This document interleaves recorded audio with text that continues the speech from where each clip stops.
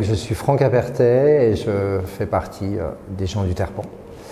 Et le travail qui est le nôtre, celui qui est signé sous le nom des gens du Terpan, est, on va dire, plutôt situé dans la performance, parce que maintenant il est quand même important d'utiliser des génériques que tout le monde peut saisir, qui clarifient un peu les choses, mais c'est avant tout aussi une position d'artiste avec un pas de recul sur la production elle-même, sur comment fonctionne, on va dire, le travail, comment fonctionne l'artiste, comment fonctionne le public, comment fonctionne l'institution.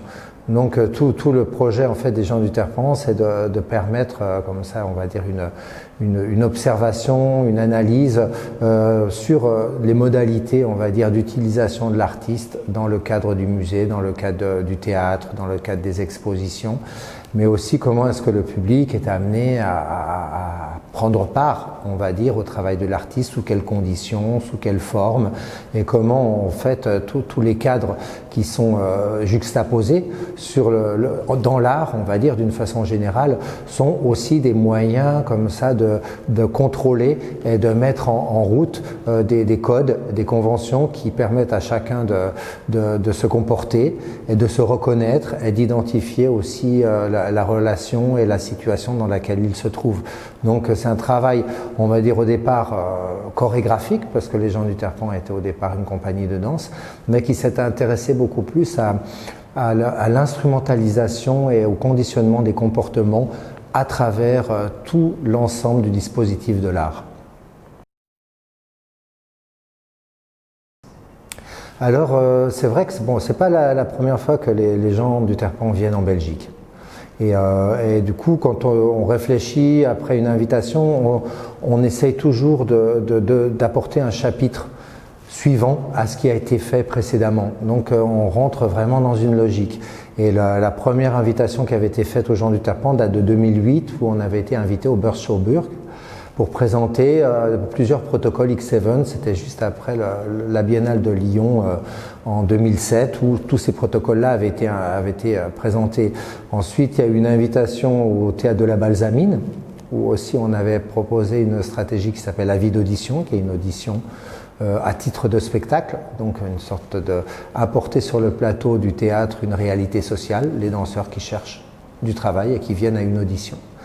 Et ensuite, on a eu une proposition de participer à une exposition, c'était au Centre culturel de Strombeck, où là on a exposé donc une monographie imprimée sur un tissu, voilà, qui a d'ailleurs été acquise par un collectionneur privé en Belgique. Et on a aussi en 2016-2017 été invité à l'Académie royale des beaux-arts de Bruxelles pour mener un projet qui s'appelle Uchronie sur un an avec un groupe d'étudiants. Et puis on a été invité ensuite, après que les gens du Terpan aient participé à Documenta 14, dans une exposition qui s'est appelée Learning from Documenta et qui était donc signée par Luc Lambrecht, le directeur du Centre culturel de Strombeck. Et là, on a donc proposé une activation d'un protocole à la galerie Kusners à Molenbeek. Et puis on a aussi activé Par Terre, qui est une pièce qui se déroule avant le début d'une soirée au théâtre, une pièce sauvage où personne n'est mis au courant, et ça a eu lieu donc au KVS au mois de novembre 2017. Donc ici on a répondu aussi à cette invitation avec tous ses antécédents. On savait comment on avait aussi approché déjà le public en Belgique à travers le théâtre, à travers l'exposition, à travers l'espace public.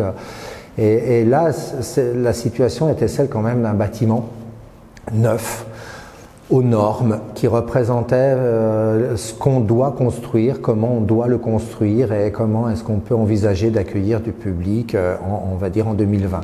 Donc la situation était vraiment très très précise, et on a cherché cette fois-ci à beaucoup plus marquer, on va dire, la signature et la présence des gens du Terpan par cette relation, on va dire, qui nous est imposée par le musée en tant que créateur, sous quelles conditions on peut créer dans un musée, jusqu'où peut aller la création de l'artiste à l'intérieur d'un musée, mais de la même manière, sous quelles conditions le public peut participer à l'œuvre de l'artiste et comment il est amené, avant de pouvoir être en relation avec l'œuvre elle-même, à obéir, à avoir un comportement adéquat, à ne pas s'approcher, à ne pas toucher, à voilà, avoir une série de déplacements.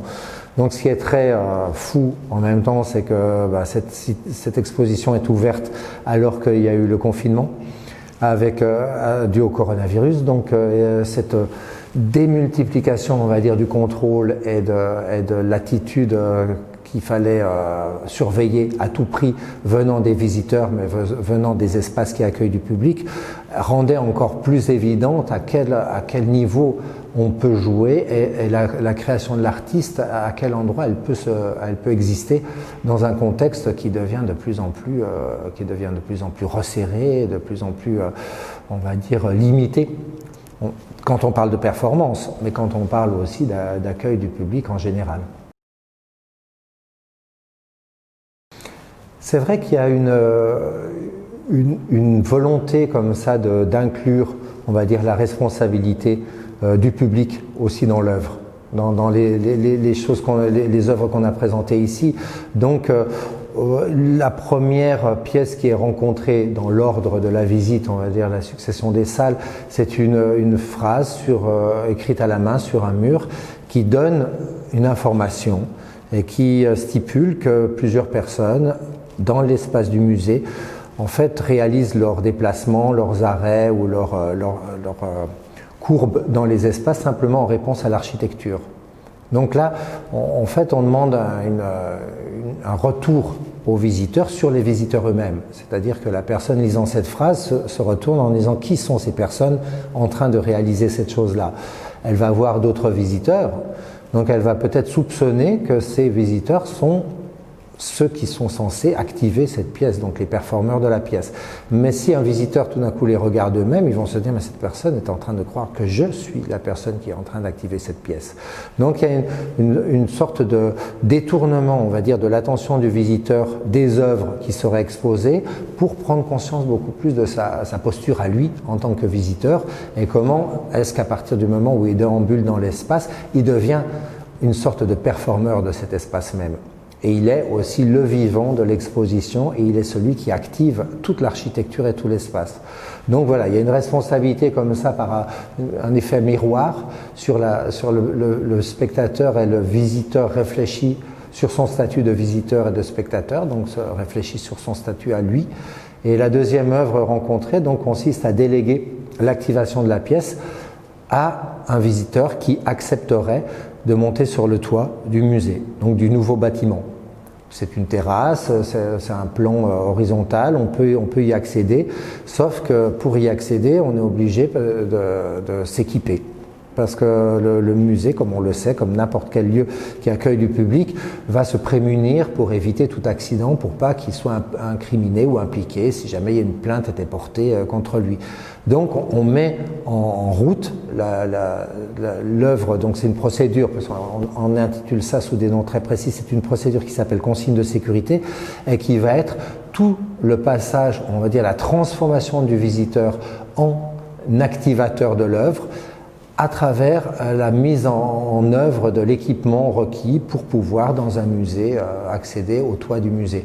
Donc le visiteur signe une décharge, donc en disant qu'il prend la responsabilité d'activer cette œuvre. À partir de là, il signe un contrat qui émane du musée lui-même, dont les clauses expliquent que voilà, il se décharge de telle chose, que ça c'est la responsabilité de la personne qui activera l'œuvre. Il y a toute une série, dont aussi le Covid, qui est un des articles supplémentaires. Et à partir de ce moment-là, donc la personne est équipée et monte sur le toit. Elle est visible donc depuis l'extérieur du musée. Et là, du coup, on entre dans une relation où on n'est plus le musée referme et l'art et là, le travail de l'artiste et le public parce que c'est à l'abri des murs. Là, on est carrément dans une situation où le visiteur réapparaît au sommet du musée, c'est-à-dire à l'extérieur du musée, mais supporté par le musée lui-même. Et c'est une forme de surenchère, on va dire, des possibilités qui sont données à l'artiste de créer. L'artiste a toujours un temps d'avance sur l'institution. Et là, du coup, l'artiste se retrouve à nouveau mis à l'extérieur du musée, est visible de l'extérieur et plus de l'intérieur. c'est vrai qu'il y a des choses qui sont en cours. Le travail des gens du Terpan fait que souvent les gens qui invitent les gens du Terpan le font parce qu'ils cherchent à revendiquer aussi quelque chose à travers, parce qu'on a une identité un peu floue entre justement critique institutionnelle ou alors performance. Donc il y a un vrai engagement derrière une décision d'inviter les gens du Terpan. C'est des choses qui interviennent souvent de façon impromptue. Les gens montent une exposition ou un programme précis avec une thématique et à partir de là, ils vont souvent faire appel à nous.